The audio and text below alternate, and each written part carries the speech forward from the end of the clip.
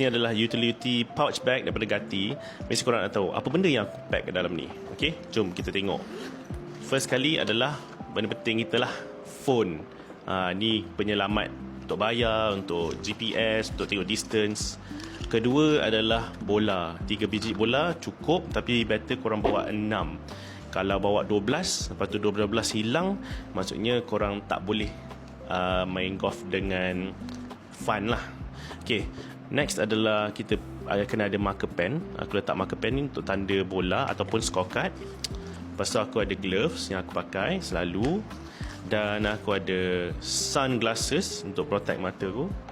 Dan aku ada juga ni sunscreen spray dan sunscreen yang cream punya. Okay. Lepas tu aku ada another gloves yang untuk all weather kalau dia hujan. Lepas tu aku ada snacks. Ni aku letak snacks supaya middle round nanti lapar. Lepas tu aku rasa macam nak balik je kan. Okay, ni penting. Kunci kereta letak kat dalam pouch bag ni supaya tak hilang. Kalau letak dalam poket ataupun golf bag ataupun bagi, confirm hilang. Wallet untuk bayar green fees ke, lesen kita ke.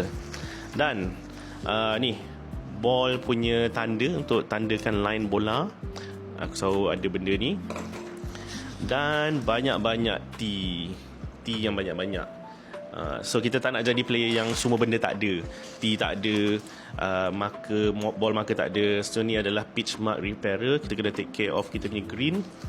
Dan last sekali ball marker. So inilah semua benda yang aku ada dekat dalam aku punya pouch bag.